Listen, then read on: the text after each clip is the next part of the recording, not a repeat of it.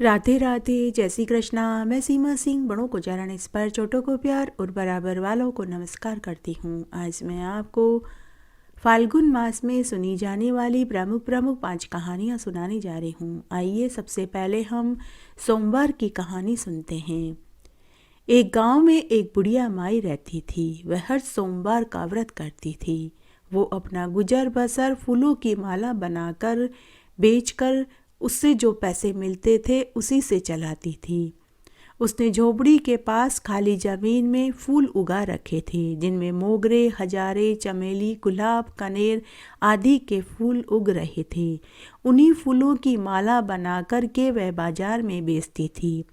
वह हर सोमवार का व्रत करती थी और एक माला महादेव जी के मंदिर में चढ़ाने के लिए जाती थी। तब एक दिन की बात है, जब वह महादेव जी के मंदिर में पूजा कर रही थी तो उसकी थाली में महादेव जी की कृपा से एक फूल गिर गया। बुढ़िया ने घर आकर उस फूल को अपनी फुलवारी वाले आंगन में डाल दिया। थोड़े ही दिनों में उस फूल से वहां एक पेड़ उग आया। बुढ़िया का ध्यान उस पेड़ पर उगे फूलों पर गया ही नहीं, लेकिन बुढ़िया के पड़ोसी का ध्यान चला गया। उस पेड़ पर रोज 2 फूल सोने के उगते थे, जिसे रोज पड़ोसी बुढ़िया के उठने से पहले ही तोड़ लेता था। तब एक दिन महादेव जी ने सोचा कि बुढ़िया को दिया हुआ फूल बुढ़िया को तो मिलता ही नहीं है। बुढ़िया का ध्यान तो सोने के फूलों पर गया ही नहीं। सोने के फूल तो रोज पड़ोसी ले जाता है। तब एक दिन जब बुढ़िया फूल तोड़ रही थी तो भगवान महादेव जी की कृपा से तब एक दिन जोर जोर से हवा चल रही थी। बुढ़िया उस दिन जल्दी उठ गई और अपने आंगन में जाकर फूल तोड़ने लगी। तभी भगवान की माया से दोनों सोने के फूल उसकी झोली में आकर के गिर गए। उस दिन बुढ़िया का ध्यान उस पेड़ पर गया। अब बुढ़िया रोज खुद सोने के फूल तोड़ने लगी। इससे पड़ोसी को फूल मिलने बंद हो गए। पड़ोसी जल भुन गया। उसने सोने के फूल वाले पेड़ की बात राजा को बता दी और कहा कि हे महाराज, हमारे ही नगर में एक बुढ़िया के आंगन में 2 सोने के फूल देने वाला एक पेड़ है। वह पेड़ तो आपके राजमहल में होना चाहिए। राजा ने अपने सैनिकों को भेजकर बुढ़िया के आंगन से सोने के फूल देने वाले पेड़ को उखड़वाकर अपने राजमहल में लगवा लिया। बुढ़िया कुछ नहीं बोली। राजा का आदेश सिर आंखों पर होता है, लेकिन राजा के महल के बगीचे में सोने के फूल देने वाले पेड़ के लगते ही उस पेड़ में कांटे उग आए। तब एक दिन उस पेड़ का कांटा रानी के पांव में लग गया। रानी ने राजा से कहा कि हे महाराज, आपने कैसा पेड़ राजमहल के बगीचे में लगाया है। मेरे पैर में कांटा चुभ गया है और वह कांटा निकल ही नहीं रहा है। उस कांटे से मुझे बुखार आ गया है। आप किसी अच्छे वैद्य को बुलवाइए। राजा को भी महान आश्चर्य हुआ कि सोने के फूल देने वाले पेड़ में कांटे क्यों उगाए। राजा ने उसी समय नगर के वैद्य को बुलाया, लेकिन वैद्य ने कांटा निकालने में असमर्थता जताई। अब राजा ने बड़े बड़े वैद्य, हकीम, नीम डॉक्टर को बुलाए, लेकिन सब ने मना कर दिया। तब राजा ने नगर में से उसी बुढ़िया को बुलवाया और पूछा कि अरे बुढ़िया, यह पेड़ जब तेरे आंगन में था तो सोने के फूल देता था, लेकिन मेरे राजमहल के बगीचे में लगाते ही इसमें कांटे क्यों उग आए? क्या तू कोई जादूगरनी है या टोने टोटके जानती है या कामनकारे करती है? यह बात सुनकर तब बुढ़िया राजा से बोली कि हे महाराज, मैं कोई जादूगरनी नहीं हूँ। यह मेरे सोमवार के व्रत का और भगवान महादेव का चमत्कार है। मैं हर सोमवार का व्रत करती हूँ और महादेव जी की पूजा करती हूँ। यह मेरे महादेव जी के व्रत का और पूजा का फल है। तब राजा ने कहा कि बुढ़िया, तेरे इस पेड़ का कांटा रानी के पैर में चुभ गया है और वह निकल ही नहीं रहा।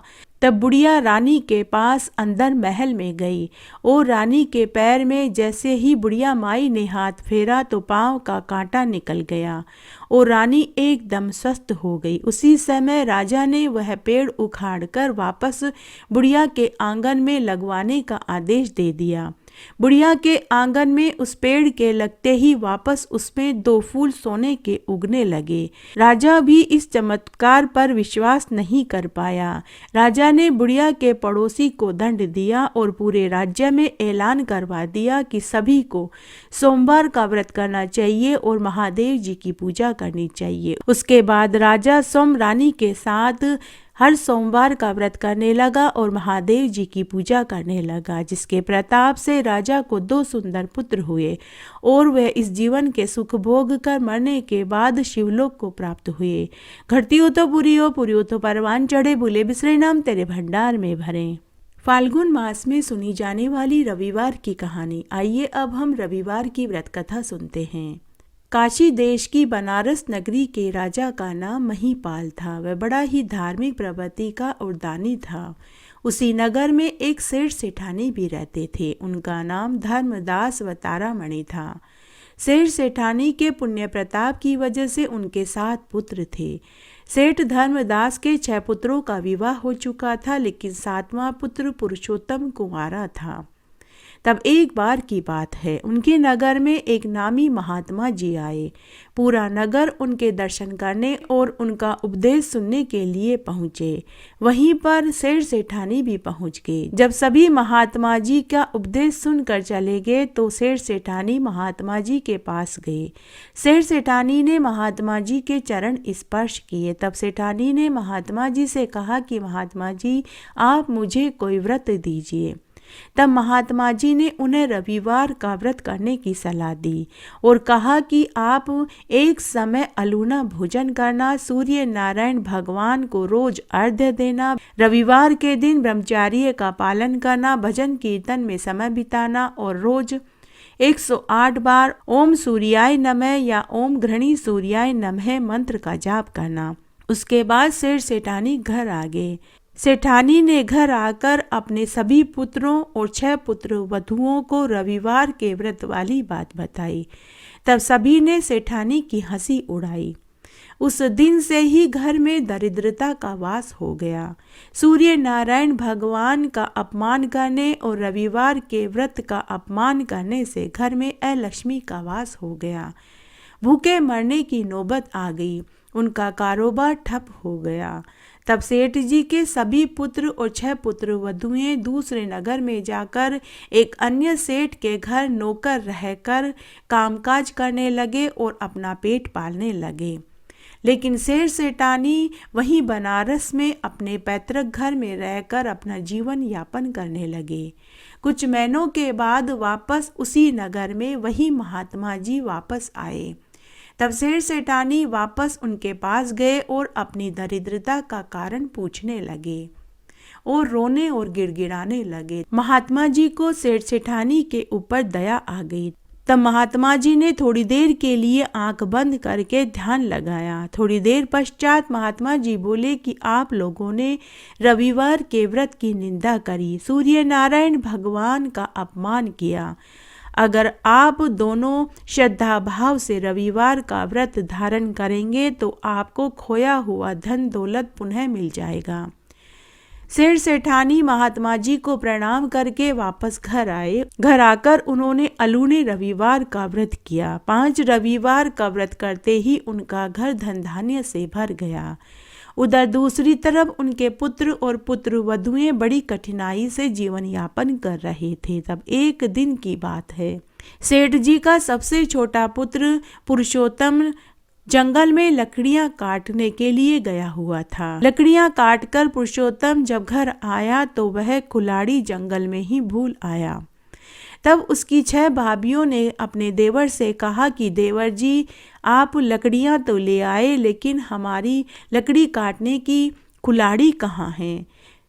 तो पुरुषोत्तम ने भाभियों से कहा कि कुल्हाड़ी तो मैं जंगल में ही भूल आया हूँ। तब भाभियां अपने देवर के ऊपर नाराज होते हुए बोली कि आप अभी इसी समय जंगल में जाइए और कुल्हाड़ी लेकर के आइए, अन्यथा हम कल लकड़ियां कहाँ से काटेंगे और खाना कैसे बनाएंगे। अगर आप कुल्हाड़ी लेकर के नहीं आएंगे तो आज रात्रि का भोजन हम आपको खाने के लिए नहीं देंगे। पुरुषोत्तम उसी समय जंगल में कुल्हाड़ी लेने के लिए पहुंचा। जिस स्थान पर उसने लकड़ियां काटी थी वह उस स्थान पर पहुंचा तो उसने देखा कि कुल्हाड़ी पर सांप लिपटा हुआ था। पुरुषोत्तम डर गया, लेकिन वह मनी मन सोचने लगा कि अगर मैं कुल्हाड़ी लेकर के घर नहीं जाऊंगा तो भाभियां खाने को भोजन नहीं देगी। यह सोचकर वह वहीं बैठकर भगवान की स्तुति करने लगा। इस तरह पूरी रात बीत गई और सुबह हो गई। तभी सूर्य नारायण भगवान के उगने का समय हो गया। जब सूर्य की पहली किरण पुरुषोत्तम के चेहरे पर गिरी तो सूर्य भगवान प्रकट हो गए और पुरुषोत्तम से बोले कि बेटा उठो, मैं तुम्हारी स्तुति और पूजा से प्रसन्न हुआ। तुम ये कुल्हाड़ी लो और अपने घर वापस चले जाओ। पुरुषोत्तम ने देखा कि वह कुल्हाड़ी सोने की थी। पुरुषोत्तम ने कहा कि आप कौन हैं? और यह कुल्हाड़ी तो सोने की है, मेरी कुल्हाड़ी तो लोहे की थी। तब भगवान सूर्य नारायण ने पुरुषोत्तम को साक्षात दर्शन दिए और कहा कि अब तुम्हारी दरिद्रता दूर हो जाएगी। ऐसा कहकर सूर्य नारायण भगवान अंतर्ध्यान हो गए। पुरुषोत्तम सोने की कुल्हाड़ी लेकर के घर आया और अपने भाभियों और भाभी को पूरी बात बताई। तब सेठ सेठानी के सभी पुत्र और पुत्रवधुएं अपने मालिक से अपना हिसाब करवाकर वापस अपने पैतृक गांव में आए। गांव में आने के बाद उन्होंने देखा कि उनका घर तो धन धान्य से भरा हुआ था। तब सभी पुत्रों और पुत्रवधुओं ने अपने माता पिता से इसका कारण पूछा। तब सेठ सेठानी ने रविवार के व्रत की महत्ता बताई और कहा कि तुम सब ने रविवार के व्रत का मजाक उड़ाया और सूर्य नारायण भगवान का अपमान किया, उसी कारण हमारे घर में दरिद्रता का वास हो गया था। उसके बाद पुरुषोत्तम ने भी अपने माता पिता को सूर्य नारायण भगवान के दर्शन देने और सोने की कुल्हाड़ी वाली बात बताई। अब सेठ सेठानी के सभी पुत्रों और पुत्रवधुओं को भी रविवार के व्रत की महत्ता समझ में आ चुकी थी। अब सेठ सेठानी के साथ सेठ सेठानी के सभी पुत्र और पुत्रवधुएं भी रविवार का अलूना व्रत करने लगे और सूर्य नारायण भगवान की पूजा करने लगे, जिससे कुछ ही दिनों में उनके सभी कष्ट दूर हो गए और वे धनी लोगों की श्रेणी में गिने जाने लगे। उसके बाद सेठ सेठानी ने सूर्य नारायण भगवान का विशाल मंदिर बनवाया। उसमें सूर्य नारायण भगवान की विशाल मूर्ति की प्राण प्रतिष्ठा करवाई। जब नगर के राजा को इस बात का पता चला तो उन्होंने अपनी लड़की का विवाह पुरुषोत्तम से करवा दिया और उन्हें खूब दान दहेज दिया। इस प्रकार सूर्य भगवान और रविवार के व्रत से सेठ सेठानी और उनके पुत्र और पुत्रवधुओं को मनवांछित फल की प्राप्ति हुई और वे इस जीवन का सुख भोग कर मरने के बाद सूर्य लोक को प्राप्त हुए। घटती हो तो बुरी हो, पूरी हो तो परवान चढ़े, भूले बिसरे नाम तेरे भंडार में भरे। आइए अब हम फाल्गुन मास में सुनी जाने वाली तीसरी व्रत कथा सुनते हैं। एक नगर में एक गरीब माँ बेटे रहते थे। बेटा जंगल से लकड़ी काट करके शहर में बेचता था। उससे जो पैसे मिलता था उसी से उनका गुजर बसर चलता था। तब एक दिन की बात है, उनके नगर में एक साधु महात्मा जी आए। सभी नगरवासी साधु महात्मा का प्रवचन सुनने के लिए पहुँचे। तब एक दिन दोनों माँ बेटे भी वहाँ पहुँचे। जब प्रवचन खत्म हो गया तो दोनों माँ बेटे साधु के पास गए और अपनी गरीबी दूर करने का उपाय पूछने लगे। तब साधु महात्मा ने कहा कि फाल्गुन मास का महीना आने वाला है, आप दोनों फाल्गुन मास का स्नान करो, व्रत करो, तुम्हारी सारी दरिद्रता दूर हो जाएगी। भगवान नारायण और माता लक्ष्मी की कृपा बरसने लगेगी।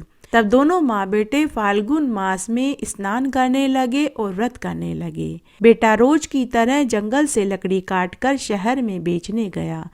बदले में जो पैसे मिले उससे वह आटा दाल लेकर के आया। फिर दोनों माँ बेटे ने फाल्गुन मास का व्रत खोला। इस तरह दोनों माँ बेटे फाल्गुन मास का स्नान और व्रत करने लगे। तब एक दिन की बात है, उस नगर का राजा जंगल में शिकार खेलने के लिए गया। शिकार खेलते खेलते राजा बहुत दूर तक निकल गया, लेकिन शिकार तो नहीं मिला। लेकिन राजा की बेशकीमती हीरे की अंगूठी जंगल में गिर गई। राजा के सिपाहियों ने राजा की अंगूठी ढूंढने की बहुत कोशिश की, लेकिन अंगूठी कहीं नहीं मिली। फिर नगर में राजा ने यह ढिंढोरा पिटवाया कि जिसे भी राजा की अंगूठी मिले राजा को लौटा दे, राजा उसे मुंह मांगा इनाम देंगे। तब रोज की तरह बुढ़िया का बेटा जंगल में लकड़ी काटने के लिए गया। लकड़ी काटते समय उसे एक चमकती हुई चीज दिखाई दी। बुढ़िया का बेटा उसे उठाकर घर ले आया। घर लाकर उसने अपनी माँ को वह चमकती हुई चीज दिखाई। तो बुढ़िया ने अपने बेटे से कहा कि बेटा, यह तो राजा की खोई हुई अंगूठी लगती है। हम दोनों कल राजमहल में चलकर यह अंगूठी राजा को लौटा देंगे। दूसरे दिन दोनों माँ बेटे अंगूठी लेकर राजा के महल में पहुँचे और राजा को अंगूठी दिखाई। राजा अपनी अंगूठी पाकर बहुत खुश हुआ। राजा ने उनसे मुंह मांगी चीज मांगने के लिए कहा। तब बुढ़िया माई ने कहा कि महाराज, हम तो ठहरे गरीब आदमी, हमें मांगना नहीं आता, जो आपको ठीक लगे वही दे दीजिए। तब राजा ने उन्हें खूब सारा धन दौलत दिया और साथ ही अपनी लड़की का विवाह उस बुढ़िया के बेटे से करवा दिया और खूब दान दहेज दिया। तो इस तरह बुढ़िया और उसके बेटे को फाल्गुन मास में स्नान और व्रत करने का फल मिला। घटती हो तो पूरी हो, पूरी हो तो परवान चढ़े, भूले बिसरे नाम तेरे भंडार में भरे। आइए अब हम फाल्गुन मास में सुनी जाने वाली चौथी कहानी सुनते हैं। एक बार एक बहुत छोटा सा गांव था। उस गांव में एक विधवा महिला अपनी बेटी के साथ रहती थी।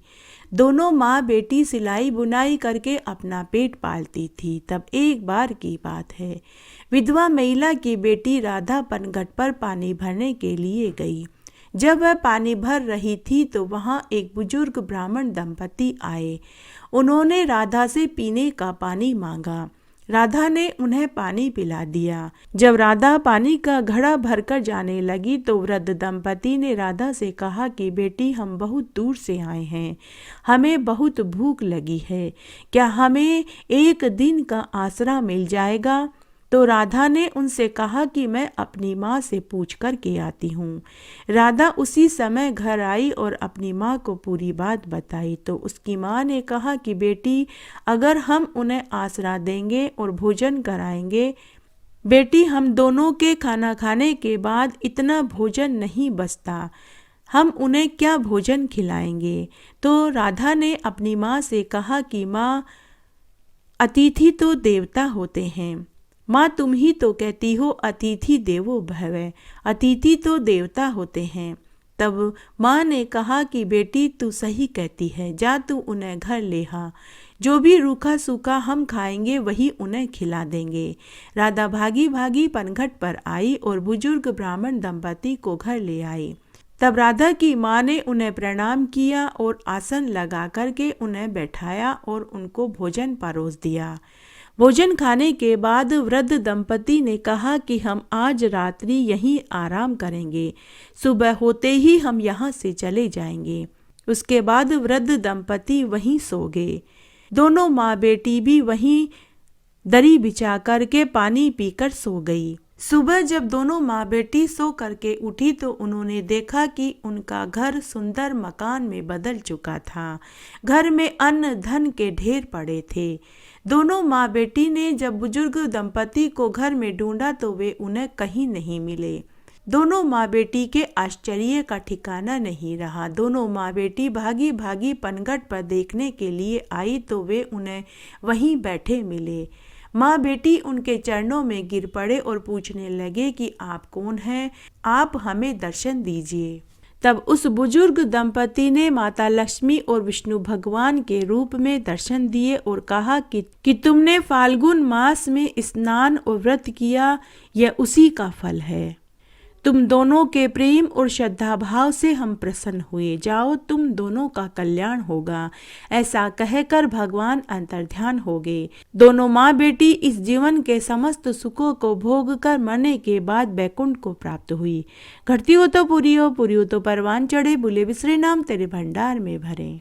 आइए अब हम फाल्गुन मास में सुनी जाने वाली पांचवी कहानी सुनते हैं। कहानी का नाम है यम मार्ग का रास्ता बुहारना। एक बार की बात है, एक गांव में एक बुजुर्ग महिला थी। उसने पूरी उम्र खूब दान पुण्य व्रत उपवास किए। गरीब कुंवारी लड़कियों के ब्याह करवाए, मंदिरों में खूब दान दिया। उसका भरा पूरा परिवार था, घर में किसी चीज की कोई कमी नहीं थी। वह बुजुर्ग महिला 100 साल की उम्र पूरी करके मरी तो उसके बेटे पोतों ने खूब अच्छे से गाजे बाजे के साथ उसका अंतिम संस्कार किया। उसके 12 दिनों में खूब पंडितों को भोजन कराया और खूब दान पुण्य किया। तब एक दिन की बात है, गांव के चरवाहे शमशान के रास्ते से अपनी गाय बकरियों और भैंस को चराने के लिए जा रहे थे, तो वही बुजुर्ग महिला की आत्मा वहां बोल रही थी कि बेटा दान पुण्य करो, यम का मार्ग बुहारो, राह की बात सुनो। तब सभी चरवाहे डर गए कि यह आवाज़ तो उसी बुजुर्ग महिला की है जो 100 साल की उम्र पूरी करके मरी है। तब सभी चरवाहे उसी समय घर आए और घर आकर पूरी बात बताई। तब घर की सभी औरतें बोली कि चलो हम उनके बेटा बहुओं को पूरी बात बताते हैं। तब सभी चरवाहे अपनी औरतों को साथ लेकर उसी बुजुर्ग महिला के घर पहुँचे और उसके बेटा बहुओं को और पोतों को पूरी बात बताई। एक बार तो उस बुजुर्ग महिला के घर वाले नाराज हुए और बोले कि हमारी माँ तो खूब दान पुण्य करती थी, 100 साल की उम्र पूरी करके मरी है, हमारी माँ को मरे तो कई दिन हो गए हैं।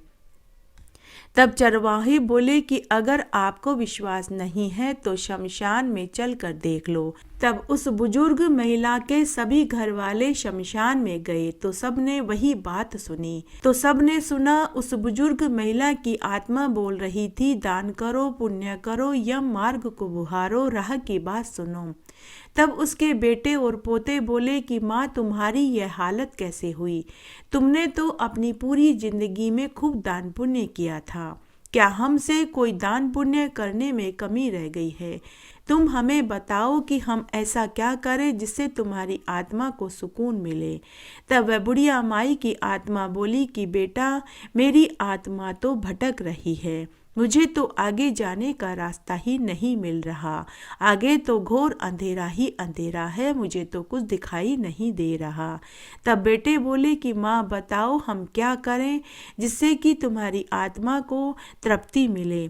तब उनकी मरी हुई माँ की आत्मा बोली कि बेटा तुम तुम्हारे ननिहाल में जाना और तुम्हारे मामा मामी से कहना कि वह 7 दिन तक राह की बात सुने और व्रत करे और खूब दान पुण्य करे, तभी मुझे मुक्ति मिलेगी। तब उस बुजुर्ग महिला के बेटे और पोते अपने ननिहाल में गए और मामा मामी को गांव में जाकर पूरी बात बताई। तब उसकी मामी एक बार तो नाराज हुई और मना कर दी कि हम ऐसा कुछ नहीं करेंगे, लेकिन उनका मामा बोला कि अगर मेरी बहन की आत्मा दुखी है और तड़प रही है तो मैं अकेले ही यह व्रत करूँगा और राह की बात सुनूंगा। तब उसकी मामी भी तैयार हो गई। तब 7 दिन तक मामा मामी ने रास्ता बुहारा, राह की बात सुनी और व्रत करे और अपनी बहन की आत्मा की संतुष्टि के लिए बहन बेटियों को खूब दान पुण्य किया, गरीबों को खूब देन लेन किया, जिससे उसकी आत्मा को मुक्ति मिल गई। तो यह व्रत 12 महीनों में कभी भी कर सकते हैं, इसलिए चाहे कितने भी व्रत उपवास बैसाख कार्तिक पुरुषोत्तम मास का व्रत कर लें, अगर यम मार्ग का रास्ता नहीं बुहारा अर्थात राह की बात नहीं सुनी, 7 दिन तक व्रत नहीं किया तो मरने के बाद शरीर को मुक्ति तो मिल जाती है लेकिन आत्मा तड़पती रहती है। इसलिए 7 दिन तक व्रत करना चाहिए, दान पुण्य करना चाहिए और राह की बात सुननी चाहिए। घटती हो तो पूरी हो तो परवान चढ़े, भूले बिसरे नाम तेरे भंडार में भरे। इस तरह आज हमने फाल्गुन मास में सुनी जाने वाली प्रमुख कहानियाँ सुनी। आशा करती हूँ यह आपको जरूर पसंद आएगी। मेरे साथ बने रहने के लिए आपका धन्यवाद। आगे आने वाली कथा कहानियों के लिए भी आप इसी तरह मेरे साथ बने रहें। धन्यवाद।